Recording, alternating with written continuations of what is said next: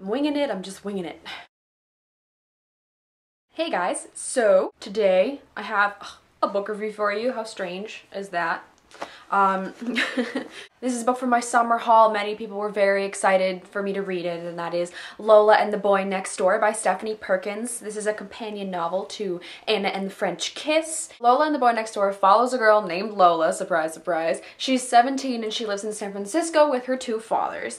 She has a boyfriend named Max, who is 22 and sort of this like rock dude. I wouldn't call him a god, but he's you know, his band's doing all right. He smokes, he's got tattoos, he's basically a parent's worst nightmare. And she is the kind of person who does her own thing. She dresses how she wants, she says what she feels. She's a good character, she's interesting, she has a lot to say, and she's by no means meek and unsure of herself. Lola's living a pretty good life, and then her neighbors used to live next door to her, moved away, then they came back.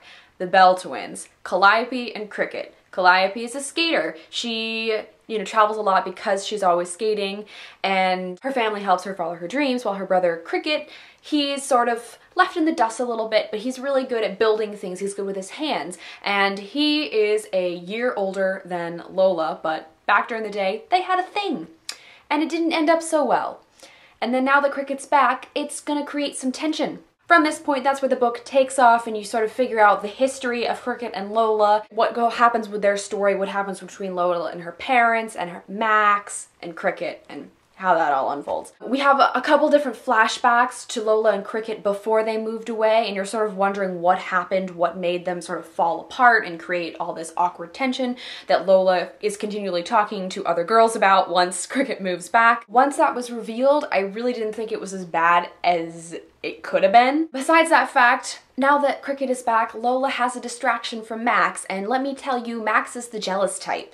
So, of course, that creates a lot of tension between that relationship, never mind the fact that Lola's fathers love Cricket and hate Max. So there's even some pressure from the outside world to be like, drop Max and pick up Cricket. And I mean, you're kind of feeling that too when you're reading this book, but you don't know how it's gonna play out. One of my favorite parts of this book was the fact that Anna and St. Clair were in it. They were living in San Francisco, going to school there. I actually squeaked with delight when I read the name Anna and was like, it has to be Anna from Anna and the French Kiss. Why else would she put a character named that in there? And it was. And so you got to see Anna and St. Clair and their relationship with Lola and Cricket and how their friendship expands the story. It was great. I loved having her there. There's an event, it's a school dance that everything's kind of building up towards, and I honestly thought that was one of the dumbest things to build up to. Maybe because I'm not in high school anymore. I mean, I never really thought this in high school either, but in terms of school dances, I never thought they were extremely important. I mean, prom a bit, just because it is prom, but this wasn't even prom, it was like a winter formal kind of thing, and you could just tell that the book was building up to this moment and what was going to happen. Lola was making a dress for this event. She is really into costume design. She wants to do that when she graduates high school, and I just, the dress that she was creating for this was very cool, but I just felt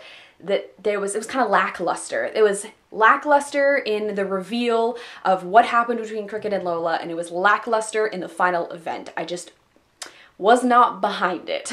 I feel like a 4 out of 5 stars is the best I can give to this book. And surprisingly, I actually liked Anna and the French Kiss a little bit better. I gave it 4.5 stars. Maybe because it was set in Paris and there wasn't as many things that I felt sort of built up to and then just sort of dropped off.